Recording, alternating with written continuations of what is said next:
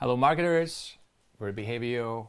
We're so glad to have you here, and we're super excited to be hosting this webinar on our favorite topic, which is advertising effectiveness and how to test correctly your creative, whether it's for TV or outdoor or digital or storyboards and early ideas, and to really save on media spend. We're aiming to be really practical today.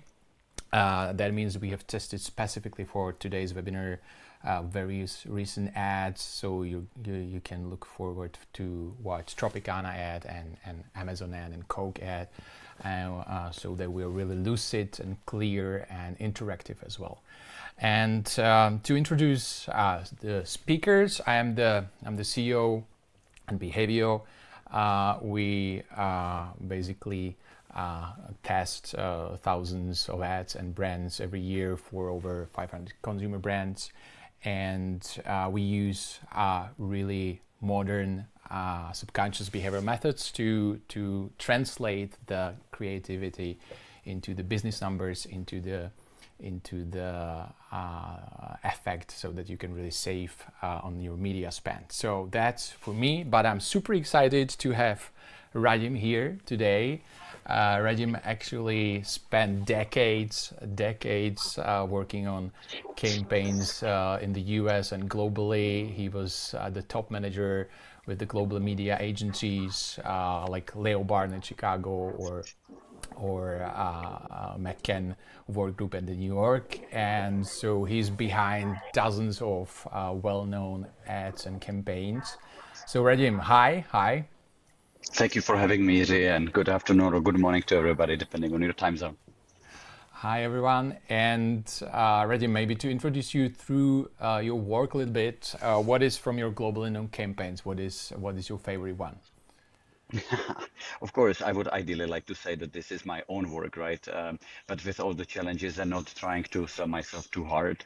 When you look at any sports gear, Nike, each brand that has a clear articulation of what they stand for, I really like to watch that work. But from something recent, there's a lot of talk and a lot of conversation about what Pepsi is doing. Are they doing the right thing with the rebranding and saying it's a new thing when in fact it is not?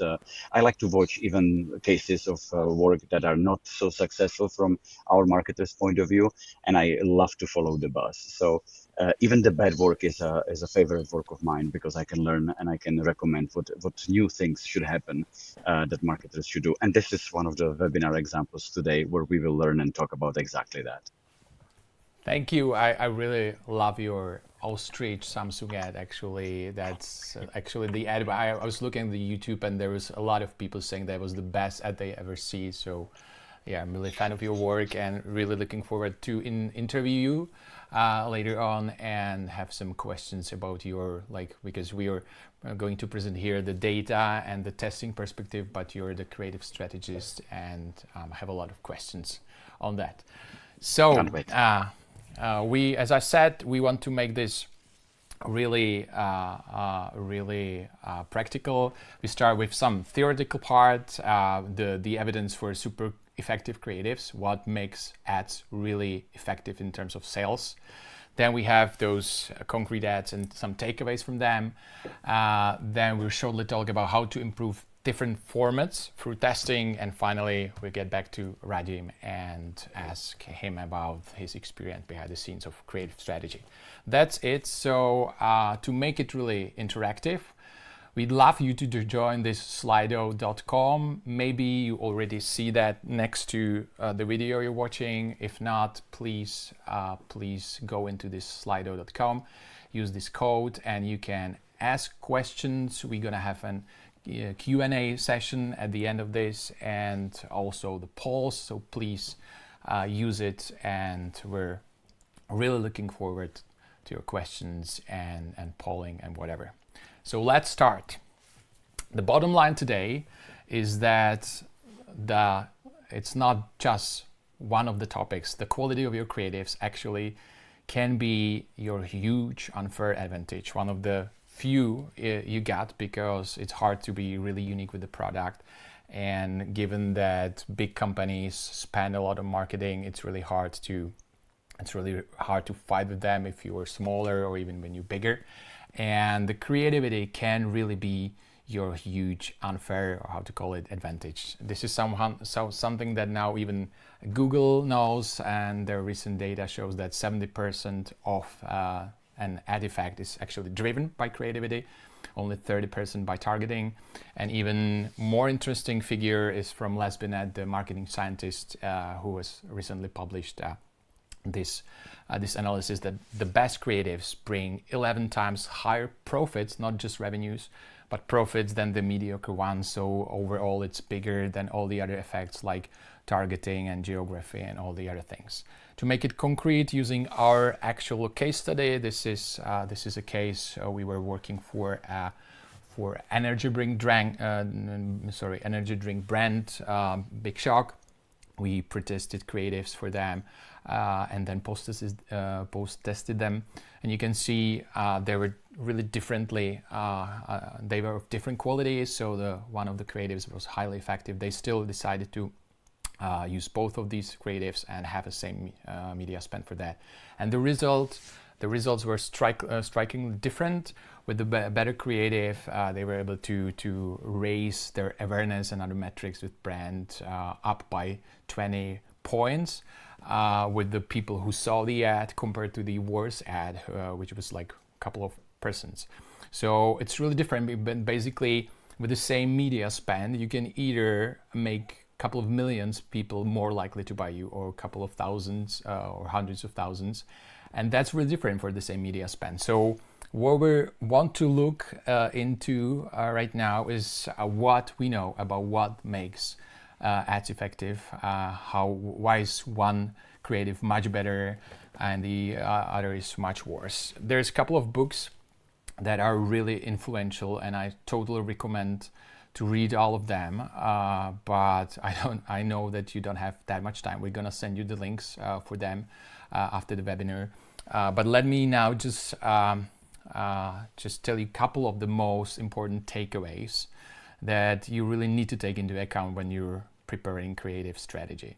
The first important takeaway is that brand building campaigns are key for long-term sales growth. So it's not just about the performance marketing. If you want to see the long-term sales growth and market share growth, you really need to change something in the heads of your target audience in the long term. If you want to understand more on that, our previous webinar on brand tracking was a lot about that, so you can find the recording on our website when we explain more about why this is so important. Now let's go to the second really important takeaway from this literature, and that is our brains basically filter out most of the ads we see. Every day we are totally overwhelmed by so many ads, and we don't watch most of them. And if we do, attention drops dramatically after the first couple of seconds. And the third part, the third takeaway is that people choose brands who have created subconscious memory links to relevant occasions. Let me explain this a little bit in more detail. Basically, there's so many things that we have to decide for. In average supermarket, there's like 45,000 of items. And if we were to choose using our rational brain, we would starve out before getting to the cash desk, basically. That's why we need to use another system called System 1, or fast thinking, which is really associative and uses memory links that helps us to decide really with low energy and really fast. And what it means to this situation of people choosing between brands or buying brands, basically the brand with the fastest memory linkage wins. So imagine there's networks of memories in our brains, and if you're in the situation or life occasion of wanting an orange juice, which is like a category, or even a specific occasion like wanting a breakfast, you can have a fast memory connection to a specific brand, like Tropicana in this case. So either you want the orange drink or you want a breakfast, and you think of Tropicana like immediately. How you create such a memory linkage, there is a basic principle in neuroscience which goes like neurons that fire together, wire together.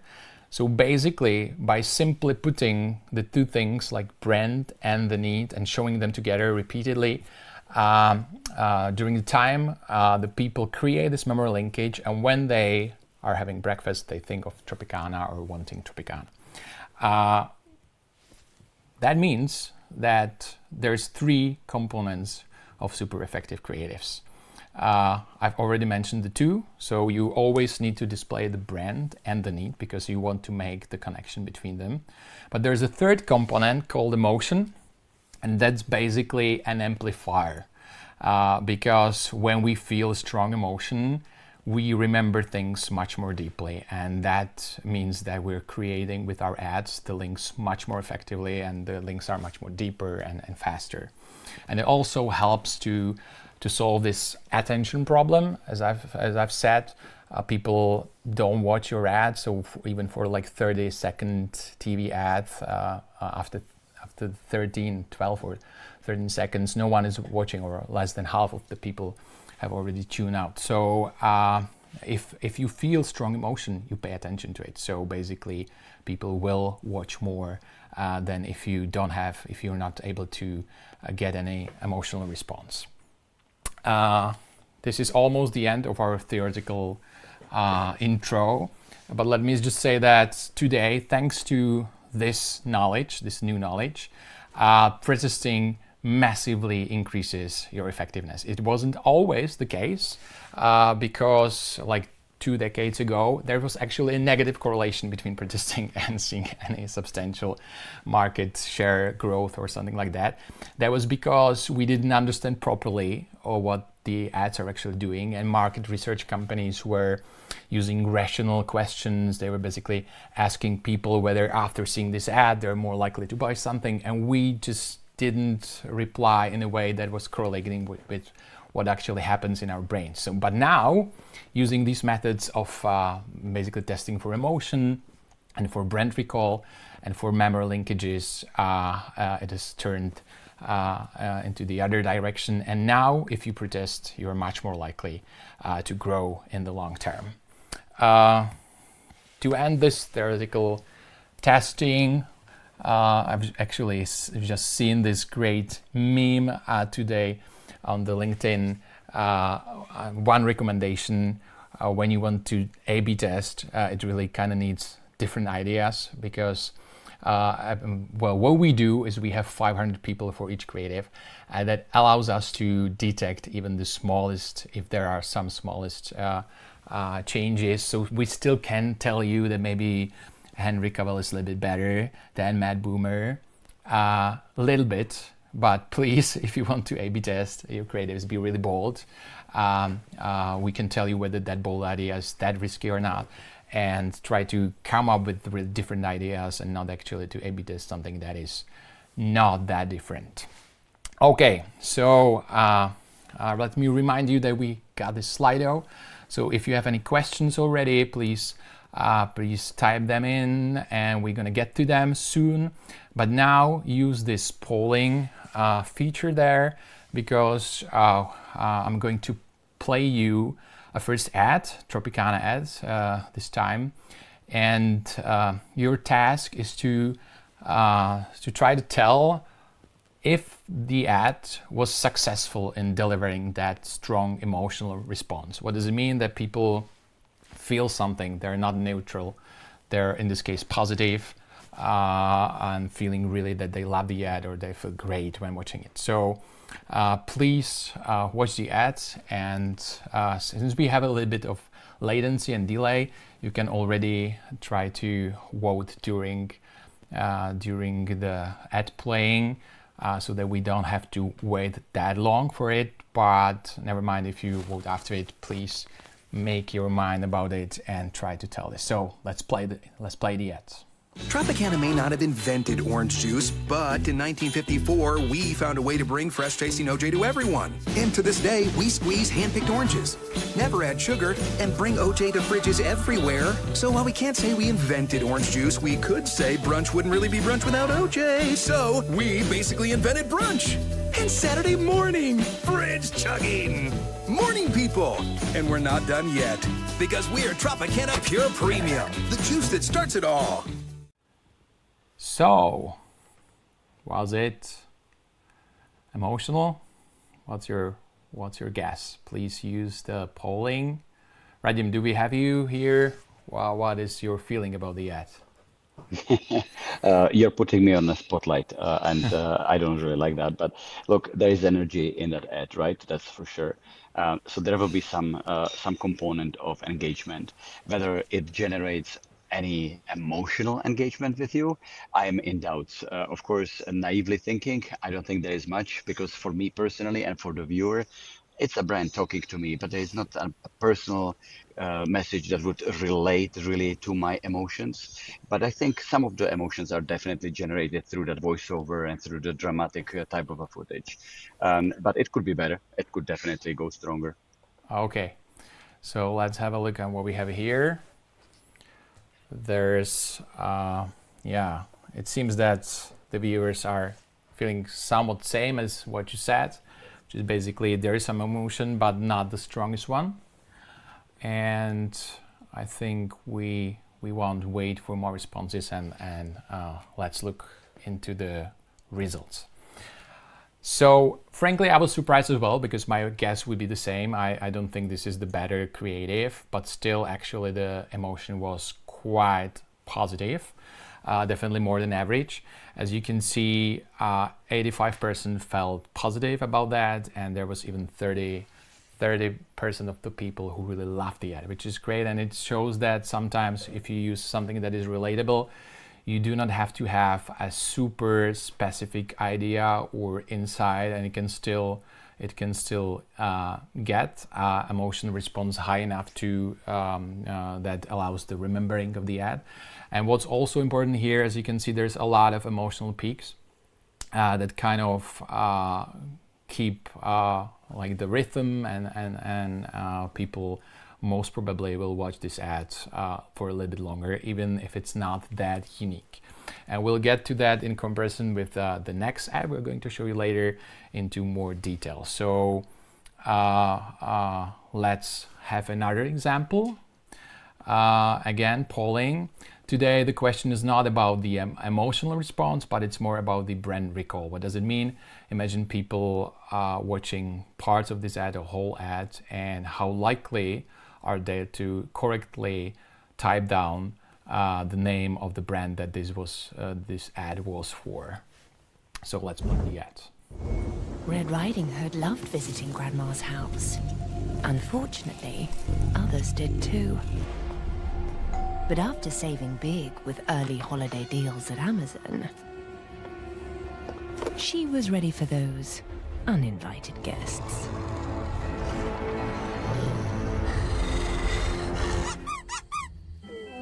Who's a good boy? Apparently the big bad wolf. So that's it. Again, your task now is to guess how likely are the people to correctly say what brand was it for. And while you putting in your answers, Radim, again, what is your feeling about that right now? Hey, on the record, I did not see the results up front, right? So this No, is you not quite. haven't. This is totally legit. My feedback to this is very straightforward. I would talk about that with my team and my agency as well. Branding doesn't equal how many times you put a sticker on your commercial, how many times your logo appears. Branding is about how relatable that brand is to the story. And I think they did not deliver here very well. I do think that Halloween and that whole story, yes, it's plastered with Amazon logos all over.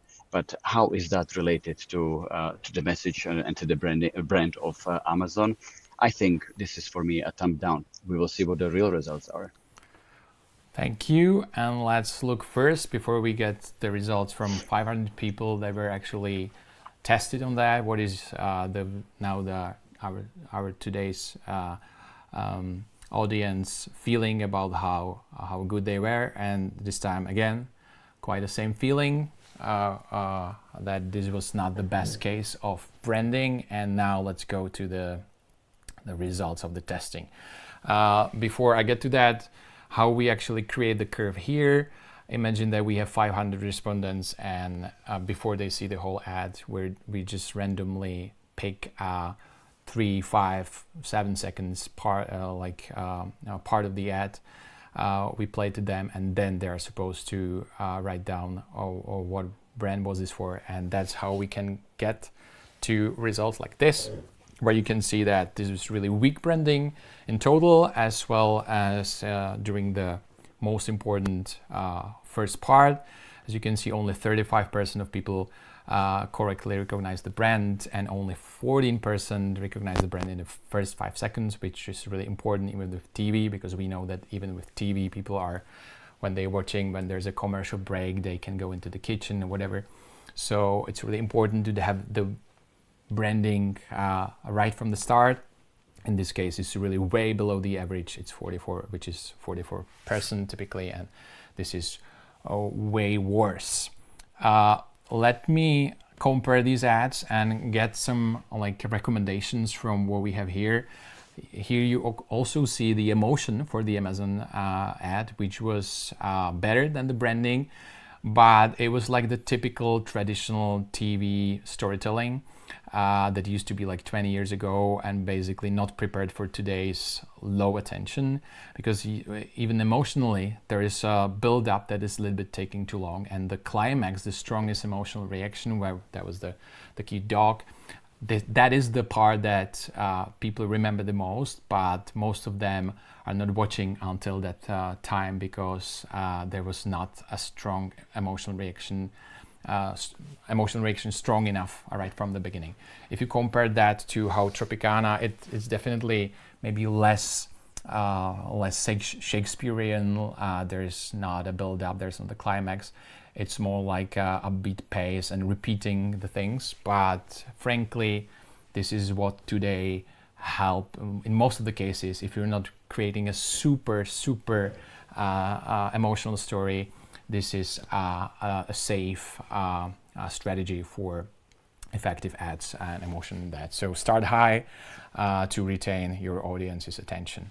And I've already said that, make your brand appear in both video and audio within the first 5 seconds. What Radim mentioned is important.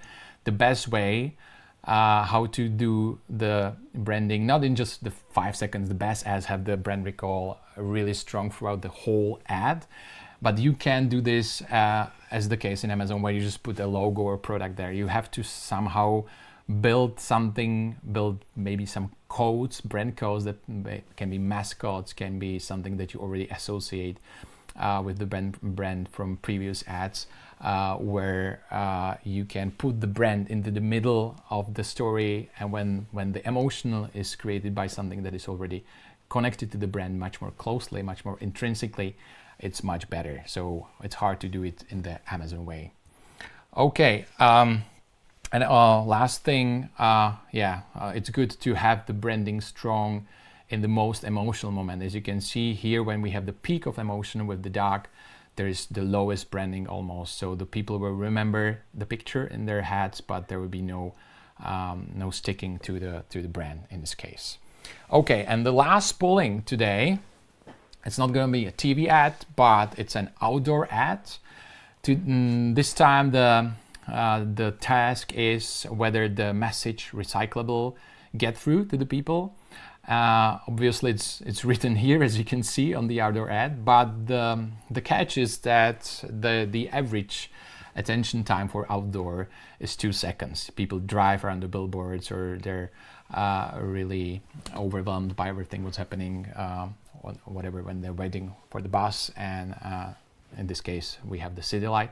So we tested it in the way that is really close to what's actually happening when people see these ads, and that means that they only saw it for 2 seconds. And please, this time we don't have to wait, because you can already vote. And do you think that this message got through, that people got the joke, and did they even read the thing? Radim, what's your What's your idea here? What's your feeling about? It's obviously an iconic brand. The status of this brand is so well known and is so understood that they can play a little bit of a risky game with their Yeah. branding, and it's obvious that this brand obviously has received this ad has received a very good recognition. I see that all around the world when I travel. They have taken this campaign to a lot of different executions, Yeah. and they really can afford to just have the swirl of the logo appear and everybody quickly associates it with them, not with the blue competitor of theirs. Well done, well done. Yeah. The audience seemed to have quite a similar opinion as you have. And in this case, I would say that, yeah, that it's correct. Frankly, it's still that half of the people didn't get it, meaning that they don't get the recycling message. They look at the picture and they don't understand that it's actually a cracked or squeezed can. But as you said, Radim, if you're such a big brand as Coke, you can afford something that smaller brands unfortunately just can't afford. And that's because they've invested so much in the previous communication, and also in this, they have a massive spending on that. So basically, maybe it's not just 2 seconds because people see it multiple times and they can think about it. So actually, in this case, this is definitely an effective ad, and it's because it's so easy to get what is it for, and even those who haven't got this message with recycling, they definitely still like repeat their memory structures, and they make them stronger with the Coke and the category, because everyone knows that Coke stands for soda. And so in this case, the emotion is so strong that even for those who haven't maybe understood the joke, it still does the job for that you want to do with the brand building, or like reminding the brand. In our ad testing app, you basically have always a lot of details, so you can kind of understand more what's happening in the heads of the people, the reasons for emotions, for example. So yeah, as you can see, it quite correlates that the people who love the ad were able to tell the joke that it looks like a smash bottle, while there were just a few of them who weren't feeling great about it because they couldn't get it. It just felt weird to them. That would be, maybe you already, Radim already mentioned that basically it's not just about brainstorming and starting from scratch. What we see when we measure ads is basically you cannot start a brand and have the most effective ad. Always the most effective ads are for the brands who have already done something before, and who decided to always build on previous communications that people are familiar with. In this case, Coke could do this because for the last 100 years they haven't changed the logo, or almost. They have like 5 years with different logo. Compared to the Pepsi, they couldn't do such an ad with so many changes in their very important brand symbol. So it's really not just about creativity, but also something we like to call playful repetition. So basically, you're creative with what you already having, and so it's consistency plus creativity, which is making your brand, your ads much more effective. That's it for TV and outdoor. The bottom line here is that those 3 things, brand, need, and motion, applies for any format. So you should test for this in each format. But there's one thing that differs, and that's the attention span. So that's why you have to have different benchmarks, but also different methods how to test it.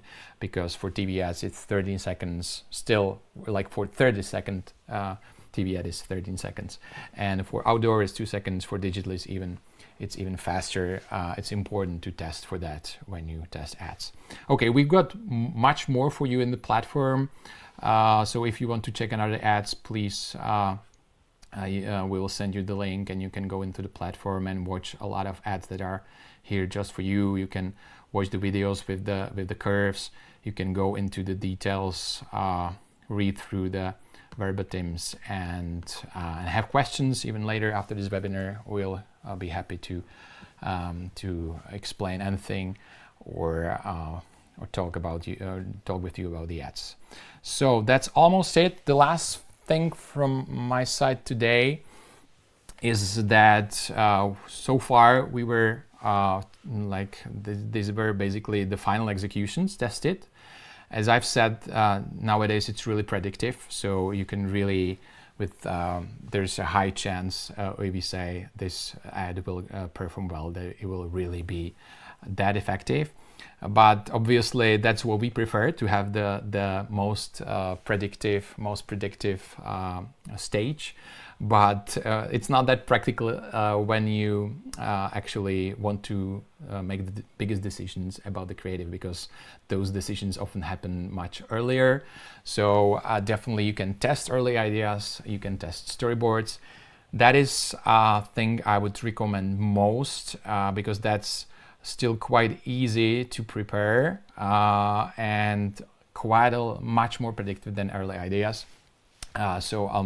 The best way how to create storyboards nowadays is basically to use voiceover, not slides with text, but something like that. I will not play the whole thing. Sending it spinning into motion. But basically you're hearing the voiceover and have some basic animation or just still pictures and explaining what's happening in the ad. That is better than animatics because people are less confused and they understand that this is not their final execution, and that's why you get better results. So that's it. Whatever stage, whatever format you test, always think about testing for emotional reaction, a brand recall, and a connection with some relevant consumer need, because that's really crucial. I've shown that if you use different methods, the two rational methods, you can get results that are actually negatively correlating with your business effects. So that's all from my side. And now I'm really looking forward to, before you will have questions on me or Radim, I would like to ask a couple of questions. Radim, please.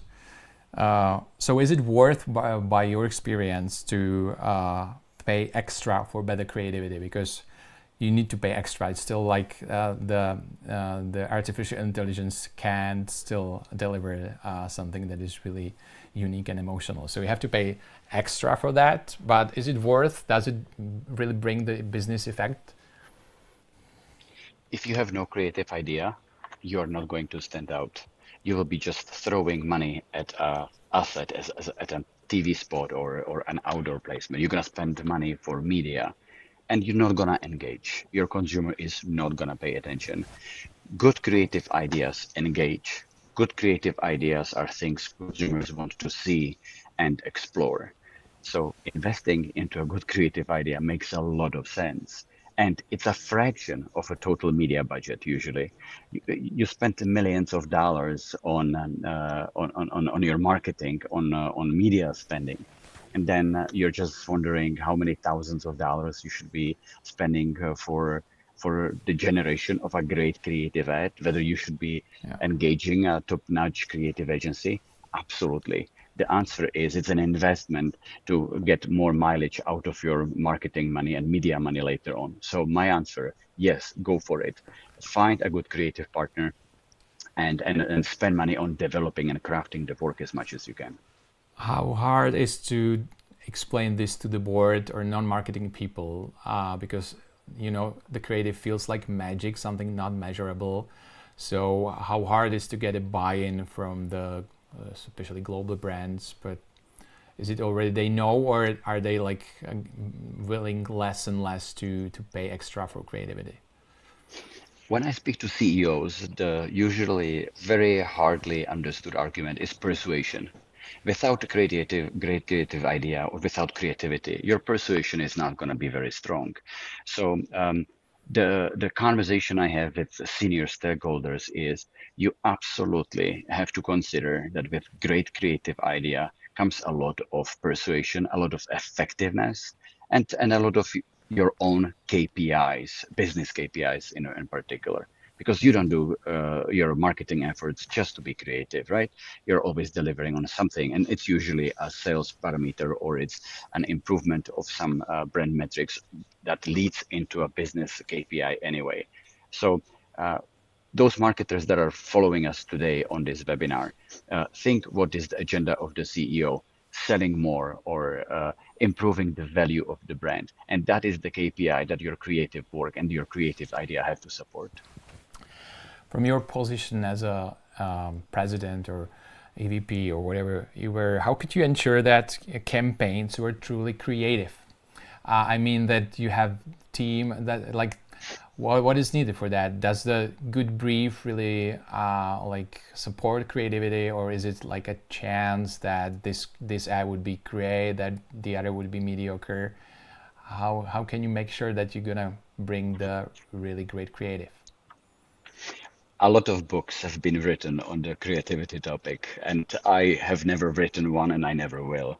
This topic is widely covered, and I always keep saying, if you invest into your relationship with your creative team, with your creative agency partner or a creative group of people working with you, then the creativity is on everybody. The responsibility for the idea is not just your creative agency. It's the whole team that develops the work. And it starts indeed with a great brief, inspiring brief, with a great creative consumer insight. You have to form the thinking that is going to happen in the creative lab, in the creative team, the art directors, the copywriters working on an idea together. And that will not happen if you don't engage, if you don't persuade your partners to spend quality thinking on the right topic in the right territory. So those who are strategic planners or business leaders who are helping to shape up that idea have the responsibility right at the very beginning. And that very beginning is actually not the brief inside.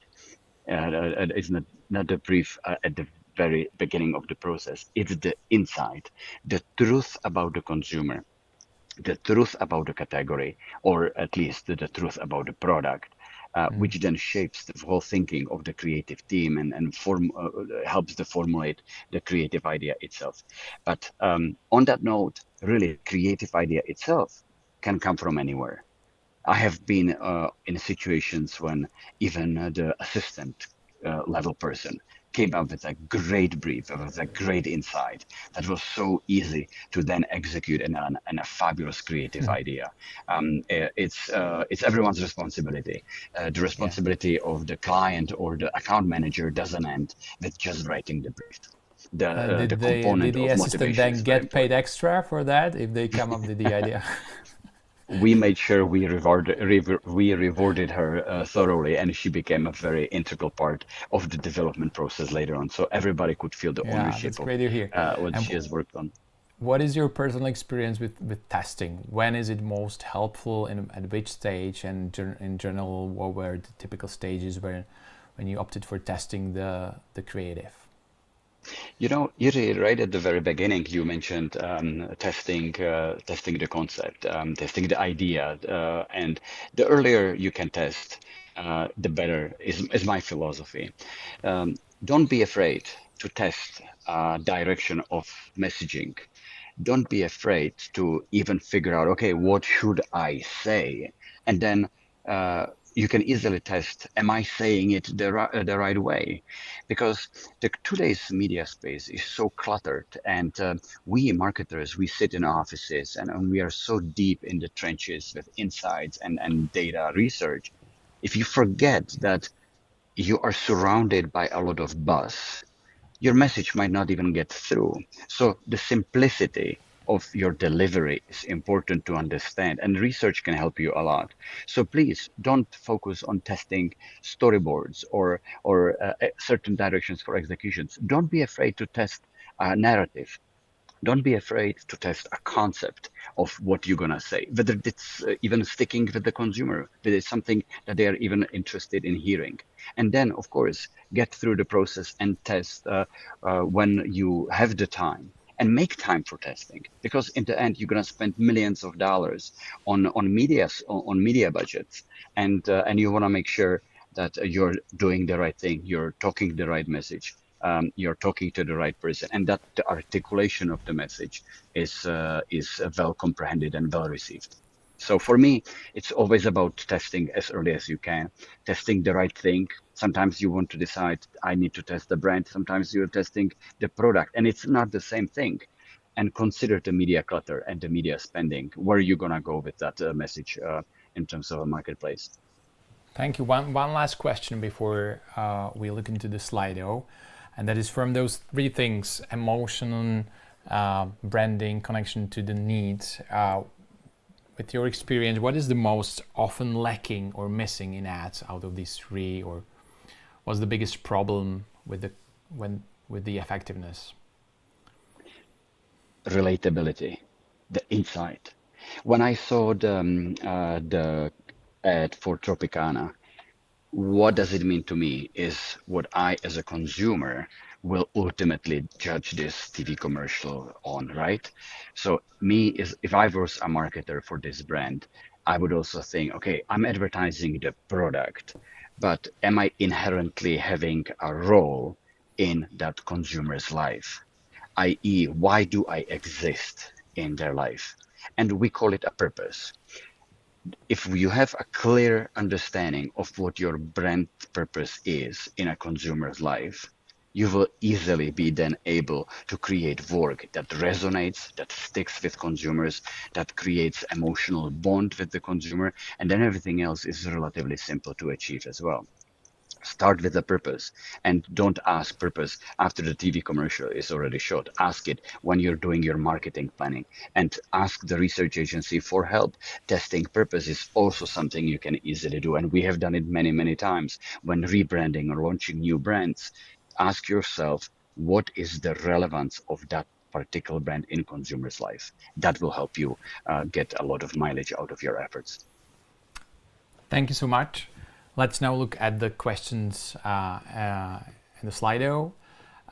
Before we start asking, please let me just ask you, if you look into your email, you find there a request for feedback. You can give us 1 to 5 stars, and please, if you give us 5 stars, give us a short couple of associations why. If you give us some criticism, please, again, couple of words, what can be better.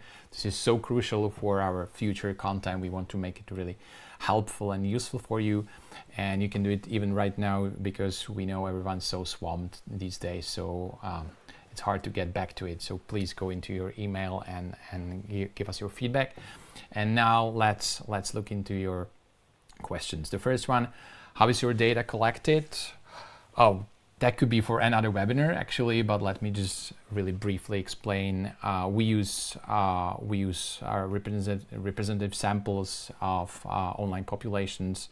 So basically, you get a sample of, in this case, 500 per each creative based on quotas on the national population or the category buyers. We send them surveys which are not declarative, which is declarative means that's the old way, like that's thinking that people can answer correctly what are their motives, but we call it like tasked on ask. So it's more tasking, like please, you've already seen that with brand recall. The same is with other metrics, and there's actually an example. You can look into how the survey looks on our website. There's a methodology page, and there's an example survey, so you can check that. Hope that's answering your question. If not, we'll be happy to give you more detail on a call or through email. Next question from Clara. How do you define creative? It's a buzzword that is everywhere. Everything has to be creative, fresh, but how do you tell an ad is creative? I'll try to ask later, but first maybe Radim, what is your stance on this? Um, Again, I think I should go back to what I have already mentioned. Engagement is definitely part of that buzzword, if you want to call it a buzzword. It is not. In our advertising business and in marketing in general, creativity really stands for standing out, being different, being memorable, being recognized, and being emotionally resonating. Of course, it's an idea that's fresh and new. So, no, it's not just a buzzword, it's something fundamental to the business of delivering a message to the consumer. Thanks. From my perspective, it's really that's the part. That's the like the content that can either be dull or boring and not effective, and then you have a low effect, and or can be really doing a lot, really effective in basically changing something in your brain. So basically, we use the word creative as opposed to the channel. So there's an influence of the channel, and there's an influence of the creative, which is all those three things, whether you have an emotion, whether you're able to have the brand recall, as Radim said. Okay, which is most important for an effective ad? From my perspective, like or data evidence-based, frankly, there is not enough evidence so far, and I think there's going to be some updates on that in the coming years. So far, we can say that you need all of them. If anyone is totally missing, the ad is having low or no effect. But apparently, when you get a super strong emotion, the amplifying it's much stronger. And I would say that if you're a really big brand, you can sometimes afford to omit the need, because the people already associate some of the needs with your branding. So if you have strong branding and strong emotion, the ad can be effective without the need, but it doesn't apply at all for smaller brands. In those cases, we often see ads that are missing the category. They're too creative, having strong emotion. They're maybe introducing the brand, but they're not saying what you're good for and what in what life situations people should think about you. And then even having the great emotion doesn't help much when like it doesn't make people more likely to buy you. Radim, do you agree? Completely agree.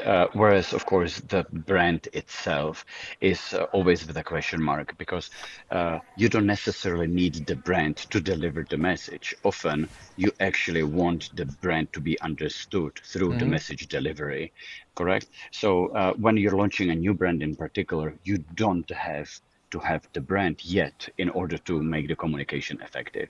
That would be the only caveat. Thank you. Next is what is the biggest mistake companies make when testing ads or marketing campaigns? I think it's hard to really say the one mistake. Actually, we're just about to publish a new presentation, which is called the 5 most costly mistakes in TV ads.